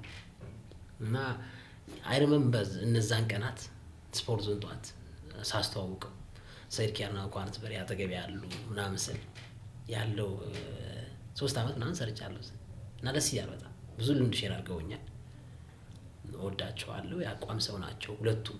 በጣም ለሀገር ውስጥ እግር ኳስ የሚለፉ ናቸው እና እድሜ ጤና ይስጣቸው። አሜን። የኢትዮጵያ ብሔራዊ ቡድን አዲስ አሰልጣኝ ሊሾም ነው። ከዚህ ሹመት ጀርባ የአንድ ሰው ውሳኔ አለ። ያ ውሳኔ ያለው በጋዜጠኛ አሉላ ፍሬው እጅ ነው ቢባል አሁን የኢትዮጵያ ብሔራዊ ቡድን ዋና አሰልጣኝ አድርገህ የምትሾሙ ለእግር ኳሳችን መድኃኒት ነው፣ ለእግር ኳሳችን መፍትሄ ነው ብለህ ልትሾሙ የምትችሉ አሰልጣኝ ይኖር ይሆን? የኢትዮጵያ ብሔራዊ ቡድን ላይ ያላሰለጠን የለም። በቅርብ ዓመታት ውስጥ እንደ አርማ እንደ ብራንዱ ነው ይቀያየር ናቸው አሰልጣኞቹ እና ውበቱ አሰለጠነ፣ ገብረመድህን፣ አብርሃም፣ አሸናፊ፣ ዮሐንስ ማንቀር አሁን ጁኒየር የምትላቸው ነው የቀሩት። መሳያ እያሰለጠነ ይገኛል። ቴክኒካል ዳይሬክተር አሰለጠነ። ማንም የቀረ የለም። ግን ሀሳብ ያለው ሰው ሲመጣ እኔ አሁን ትንሽ ሰውም ሆኖ ሀሳብ ካለው ጥሩ የጨዋታ መንገዱ በብራይተን ቤት ራፋኤል ሆልዘር ሀሳብ አላቸው። ታዋቂ አሰልጣኝ አልነበሩ። ሀሳባቸው ግን ገኗል። የቅድሞ ራሱ የብራይተን አሰልጣኝ አሁን በማርሴይ ይገኛል። እሱ ሀሳብ አለው። ሮቤርቶ ዲዘርቢ እና ሀሳብ ያለው ሰው ነው የሚያስፈልገው። ስም አይደለም የሚያስፈልገው፣ ሀሳብ። ለኢትዮጵያዊነት ትልቅ ክብር ያለው ሲሸነፍ ሲያሸንፍ ተጫዋቾችን አንድ የሚያደርግ ሃንድል የሚያደርግ ተጫዋች እንጂ ስሜ ብራንድ ነው ብሎ ስሙን የሚሸጥ አሰልጣኝ አይደለም የምንፈልገው። እና መስፈርቶቹ ክለብ ያወረደ አሰልጣኝ ብሔራዊ ቡድን አሰልጣኝ የለበትም። በክለብ ሰክሰስፉል ያልሆነ አሰልጣኝ ብሔራዊ ቡድን አሰልጣኝ የለበትም። ከዚህ አኳያ ማንን ትመርጣለህ? እኔ ሀሳብ ነው የሀሳብ ሰው ነው። ማንኛውም ሰው ግን ሀሳብ ያለው ሰው ኢትዮጵያዊ ሀሳብ ያለው ጠልዘነው አየ ነው የዱዌል ሆኖች ላይ ደካማ እንደሆን ኤሪያልም ግራውንድ ተክለ ሰውነታችን ለዛ ስላልሆነ የሚጫወት ግብ ጠባቂ፣ ተከላካይ፣ አማካይ፣ አጥቂ ኬፕ ቨርዲ ምናምን አሉ አይደል? አሁን አይድል የሚሆኑ አፍሪካን ሀገሮች አሉ እና እንደ ሀሳብ ነው የሚያስፈልገውና ሐሳቡን ደግሞ ልክ መምረጥ ያለበት ልክ እንደ ክቡር ይድነቃቸው ተሰማ አይነት በየማስ በጣም አሪፍ። ወደ ማሳረጊያ ሐሳቦቻችን እየመጣን ነው። ስለ ዘንድሮ የእንግሊዝ ፕሪሚየር ሊግ የተወሰኑ ሐሳቦችን እናንሳ። ማንቸስተር ዩናይትድ ብራንድ ነው። አርሰናል በአርቴታ ስር ዋንጫ አይበላም። በጣም በአጭር ጊዜ ውስጥ ጋዜጠኛ ሉላ ፍሬ ተናግሯቸው መነጋገሪያ የሆኑ ሐሳቦች ናቸው። እስኪ ሁለቱን ሐሳቦች በዚህ ውድድር ዓመትስ ማን የሊጉ አሸናፊ ሊሆን ይችላል? የማንቸስተር ዩናይትድ ደጋፊነቴን መግለጼ ልክ አይደለም የሚሉ ሰዎች አሉ። ግን እኔ ያው ምን ፋክት ስለሆነ የምናገር ባለው ቅድም ነገር ያለው መቅደስ አማረ ቴክኒሻን አክስት አለችኝና እኔ ከድሮ የማንቸስተር ዩናይትድ ደጋፊ ሆኜ ሳስቸግር ቤት እራት አልበላም ምናምን ስል አበበ ግዳይ 96.3 ሲሰራ ደውሎ በስልክ በቤት ስልክ ማለት ነው እሺ ፖል ስኮልስ ነኝ፣ እሺ ጊግስ ነኝ፣ እሺ አርግሬቭስ ነኝ እያለ በቃ ያናግረኝ ነበር በልጅነት በቤት በቃ ቤት የማንቸስተር ሲሸነፍ ምናምን አበበ ገዳይ ነው የሚደውልልህ? አበበ ግዳይ ያስታውሷል አላውቅም። ግን መቅደስ አማረ ቴክኒሻን ናት፣ የኔ አክስት ናት፣ የአባቴ እህት ናት። እና ማንቸስተር ሲሸነፍ በቃ እኔ በቃ በሳጫለሁ ምናምን ያን የልጅነት ጊዜ ማለት ነው። አሁን ማንቸስተር ሲሸነፍ የተሸነፈባቸው ምክንያቶች እጠቅሳለሁ፣ ሀሳቦቹን አነሳለሁ፣ ደካማ ጎኑ፣ ጠንካራ ጎኑ እንደ ጋዜጠኛ። ግን ያኔ በልጅነት የ10 ዓመት የ9 ዓመት የ8 ዓመት ልጅ ሆነ ሲሸነፍ በቃ ቤት ሳስቸግር እሷ ቴክኒሻን ናት 96.3 ሰርታለች። እና አበበ ግዳይ ደውሎልኝ በቤት ስልክ እሺ ፖል አሮን ስኮልስ ነኝ፣ እሺ ጊግስ ነኝ፣ እሺ ቪዲሽ ነኝ እያለ እያወራኝ በቃ ይሄ ብስጭቱን እንድረሳው አድርጎኝ ያውቃል። እሷ አገናኝታኝ ማለት ነው። እና ከዛ በኋላ ነው አግኝቼው አላውቅም። አሁን ከተመረቅኩ በኋላ ጋዜጠኛ ከሆንኩ በኋላ ምናምን አግኝቼው አላውቅም። ነገር ምሽን ለመኳን ተሳገኝ አግኝቼው አላውቅም። እና የምር ይሄ ትሩ ሂስትሪ ነው ነገር ምንም ያስመሰልኩ አይደለም። እና ማንቸስተር ብራንድ ነው እንዴ፣ ጥርት ያለ ብራንድ ነው፣ ይታወቃል። ሳይድ እያስኩ አይደል። አርሰናልና ማንቸስተር ሲጫወቱ አርሰናል ሲበልጠው እኮ የአርሰናልን ጥሩ ጎን አንስቼ አውቃለሁ። ግን ቁርጥ ብሎ የሚወጡብህ የቲክቶክ ቪዲዮዎች ምናምን ተመልካች ጋር ሲደርስ የሆነ ነገር ላይ ያደረገ ይችላል። ዋናው ግን ይሄ ነው። እና ዩናይትድ ብራንድ ነው። ብራንድነቱ ደግሞ በዋንጫ የተንቆጠቆጠ ነው። ስሙ በጣም ጥሩ ነው። እየከሰረም ቻምፒዮንስ ሊግ ሳይሳተፍም ዩሮፓ ሊግ ሳይሳተፍም ብዙ ሚሊዮን ብር ነው ያገኘው ባለፈው፣ ፓውንድ ነው ያገኘው ባለፈው። ይሄ የብራንድ መገለጫ ስም ቢሞትም ማለት ነው። አዲዳስ አሁን አዲዳስነቱ ይለቃል፣ ናይክነቱ እንደዛ። የማንቸስተርም ስም አይለቅም። ማድሪድ፣ ማንቸስተር ብራንድ ናቸው። ከዛ አኳያ ነው ሽግግር ላይ ያለ ቲም ነው። ሩበን አሞሪም ጥሩ አሰልጣኝ ናቸው። የአቋም ሰው መሆናቸውን ደግፈዋለሁ። ለሲስተማቸው ተገዢ ናቸው። ግን ልጆቹ የእነሱን ተግባር አዳፕት ማድረጋቸው ጥያቄ ምልክት አለ። እንደውም ቻምፒዮንስ ሊግ አለመሳተፋቸው እና ዩሮፓ ሊግ አለመሳተፋቸው በየሳምንቱ ሚድዊክ ላይ ፍሬንድሊ ማቾችን እያደረጉ የሲስተም አዳፕቴሽን ዲቨሎፕ ለማድረግ እየሞከሩ ይገኛሉ።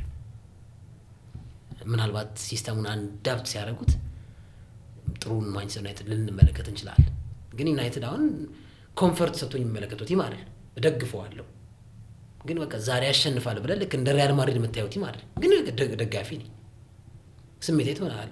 ላይቭ ስናስተላልፍ ልበሳጭ እችላለሁ፣ ላደንቅ እችላለሁ። ግን ስለምሰጣቸው ሀሳቦች ግን ወገንታይነት በጣም ባያዝደውኝ አልሰጥም።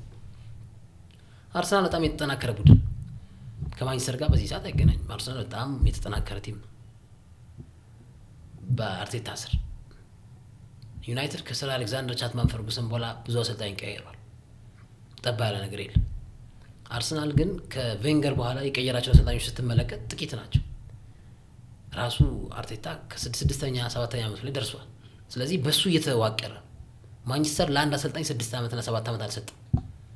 ወራት፣ አመታት ከዴቪድ ሞይስ ጀምሮ ዴቪድ ሞይስ፣ ቫናል፣ ከዛ ጆዜ ኦሌ፣ ራልፍ ራኒክ፣ ኤሪክ ቴናግ፣ አሁን ደግሞ አሞሪም ለአንዱ አሰልጣኝ 5 ዓመት ለ4 ዓመት ቢሰጣቸው ቢያንስ ለቫናል ቢሰጣቸው ከለር ያለው ማንቸስተር ዩናይትድ ትመለከታለህ። ግን ብራንድ ስለሆነ ማንቸስተር ዩናይትድ ዋንጫ ማምጣት ያለበት ቲም ስለሆነ ዋንጫ ካላመጣ በ1 በ2 ዓመት ውስጥ ያባራል። ለዛ አርሰናል ደግሞ ከቬንገር በኋላ ዋንጫ አላሳካም ፕሪሚየር ሊግ። ያንን ደግሞ እንዲያመጣ ጊዜ የተሰጠው አሰልጣኝ ማን ነው? አርቴታ። ግን አርቴታ በጣም ጥንቃቄ የሚያበዛ አሰልጣኝ ነው። ጥንቁቅ ነው። ለሲቪው የሚጨነቅ ይመስለኛል። አሁን ሲቪው እኮ ደስ ይላል እኮ ሚኬል አርቴታ የተባለው አሰልጣኝ ፔፕ ጋርዲዮላን ገጥሞ ባለፉት 5 ጨዋታዎች ያልተሸነፈ የመጀመሪያው አሰልጣኝ ሲቪው ያምራል። ግን ማሸነፍ ትችላለህ ሲቲን ዋይ ኖት? ሊቨርፑልን ማሸነፍ አታክ ማድረግ ትችላለህ። እነ በርንማውስ እነ ኒውካስል አጥቅተውታል። ሲቲን ብራይተን አሸንፎታል። ማንቸስተር በልጦታል። ኳስ ዩናይትድ ፓስ በልጦታል። ቶተንሃም አሸንፎታል። አርሰናል ለዚህ ኬፐብል ነው? ይሄ ነው ጥያቄ። እንደውም ከዚህ ከሲቲና ከአርሰናል ጨዋታ በኋላ ብዙዎች ይቅርታ ጠይቀውኛል። እንደው የሚሳደቡም አሉ። ያው ግን በአርቴታ ስር ያላቸው እምነት የተሸረሸረ እንዲመጣ ምክንያት ሆኗል። ይሄ ነው ያለው። ሊቨርፑል የዘንድሮ ዓመት የዋንጫ አሸናፊ ይሆናል ብዬ አስባለሁ። ያገባል፣ ጎል ይቆጠርበታል ጥር ላይ እስካልገዛ ድረስ። ይሄ ባርሴሎና ስታይል ራፊኒያ ያገባል፣ ሉዋንዶስኪ ያገባል፣ ላሚን ያማል ያገባል። ግን ጎል ኮንሰንት ያደርጋል ባርሴሎና እና ጉዳት እንዳያስተናግድ ስጋት አለኝ ሊቨርፑል። አሁን ተከላካዩ ባለፈው የሳውዛምፕተን ጨዋታ ላይ የኤሲኤል ጉዳት ነው ያጋጠመው። ግን የቅያሪ ተከላካይ ነው ያጋጠመው። እነ ቫን ዳይክ እነ ኮናቴ ቢያጋጥማቸው ጎላቸው ሊቆጠርባቸው ይችላል። ሊቨርፑል እያገባም ቢሆን ይሄዳል ብዬ አስባለሁ። ማንቸስተር ዩናይትድ ምናልባት ባሊባን ጥር ላይ የሚያገኝ ከሆነ አትሊስት ቶፕ 4 ላይ ኮምፒውት የማድረግ ነገር ትመለከትበታል። ብሩኖ ፈርናንዴዝ ቲሙ ላይ ያለው ቆይታ ቢያበቃ ባይ ነኝ እና ይሄ ነው ሀሳቤ። እንግዲህ በጣም አሪፍ የጊዜው ምርጥ ተጫዋቾች ከሀገር ውስጥ አንድ ከባህር ማዶ አንድ የጋዜጠኛ ሉላ ፍሬው ፋቨራይት ተጫዋቾች። ይሄ ለኔ የጊዜው ምርጥ የዓለማችን ተጫዋች ነው። ይሄ ለኔ የጊዜው ምርጥ የሀገር ውስጥ ተጫዋች ነው። ባንተ ቴስት ባንተ መለኪያ ከሀገር ውስጥ ማን ነው የወቅቱ የሀገራችን ኮከብ ተጫዋች የምትለው? አብዱልከሪም ወርቁ። አብዱልከሪም ወርቁ ያደገ ተጫዋች ነው ነው አሁን ከወልቂጤ ቤት የተነሳው ጉዞ ኢትዮጵያ ቡና ቤት መጥተው አሁን በመቻል ቤት እየተጫወተ የሚገኘው አብዱልከሪም ወርቁ የወቅቱ የዓለማችን ምርጥ ተጫዋች። ኪሊያን ኤምባፔ ላሉላ ፍሬው ምርጥ ተጫዋች። በጣም አሪፍ የማሳረጊያ ጥያቄዎቻችንን ጨርሰናል። 2018 ላሉላ ፍሬው ምን አይነት መልክ ይኖረዋል? ምኞትህን፣ ውጥንህን፣ ሀሳብህን የምንጋራው ካለ እባክህን። ያ ጥሩ አመት ይሆናል ብዬ አስባለሁ። ጀምረናል በጥሩ ጸጋዎች፣ በጥሩ ነገሮች። ክፋት ፍቅር ያሸንፋል ብዬ ነው የማስበው። ክፋትን አቮይድ ማድረግ አለብህ። አንተም የራስን መንገድ፣ ሌላውም የራሱን መንገድ። በቃ ስራ ዘላለም አትቆይም በምድር ላይ ትሞታለህ፣ ታልፋለህ። ያንተ ልጆች የልጆች ይመጣሉ። ያንን ነገር እየተከተልክ ሂድ ነው የምልህ እና ደግነት፣ አንድ መሆን፣ አብሮነት፣ ፍቅር፣ መተሳሰብ እንዲሆን እመኛለሁ። ይሄ የኔ ኢምፕሊኬሽን ግን በዚህ ውስጥ ምን በልህ የሆነ ነገር ሰውኛ ስለሆንኩ የሆነ ነገር ድክመት ሊኖርብኝ ይችላል። ችግር የለም፣ ይሄን ማሻሻል አለብኝ። ግን ምክሬ ይሄ ነው። ስራዎች የምንሰራበት አመት ይሆናል ብዬ አስባለሁ። 2017 ለኢትዮጵያ እግር ኳስ ጨለማ ነበር፣ በሴት በወንድ አትሌቲክሳችን ይሄው ጅማሩ ጥሩ አይደለም። 18 ደግሞ ቢያንስ የሆነ ነገር የምናያበት የምንኩራራበት አመት እንዲሆን እንመኛለሁ። ያንተን ፖድካስት ከፍ እንዲል ሀገራችንን ሰላም እንዲያደርግልን የምንመኝበት ጊዜ እንዲሆን እንመኛለሁ። ተመልካቾችን አከብራቸዋለሁ፣ ወዳቸዋለሁ ማለት ፈልጋለሁ። በጣም አሪፍ ጋዜጠኛ አሉላ ፍሬው አሉቲ ጥሬን አክብረ እዚህ ስቱዲዮ ድረስ መጥተህ የእውነት ደስ የሚል ቆይታ ስላደረግን በጣም አድርጌ አመሰግናለሁ። አንተም 2018 የሀሳብ የውጥን የሚሳካለት አመት እንዲሆን ከልብ እንመኛለን። አመሰግናለሁ። ስራይ ክቡራትና ክቡራን የዕለቱ የሰባተኛ ፖድካስት ቆይታችን ይህንን ይመስል ነበረ። ጋዜጠኛ አሉላ ፍሬው አነጋጋሪው አወዛጋቢው የስፖርት ጋዜጠኛ ሰባተኛ ፖድካስት ስቱዲዮ መጥቶ በጣም ቆንጆ ጊዜን ሰጥቶናል። እንደምትወዱት የእውነት አምናለሁ። ስለዚህ ሰባተኛ ፖድካስትን ላይክ፣ ሰብስክራይብ፣ ሼር እያደረጋችሁ የአሉላ ፍሬውን ቆይታ እንድትከታተሉ ይሁን። በቀጣይ ከሌላ እንግዳ ጋር እስክንገናኝ ድረስ በያላችሁበት ጤና ይስጥልን፣ እግዚአብሔር ያክብርልን። ቻው ቻው።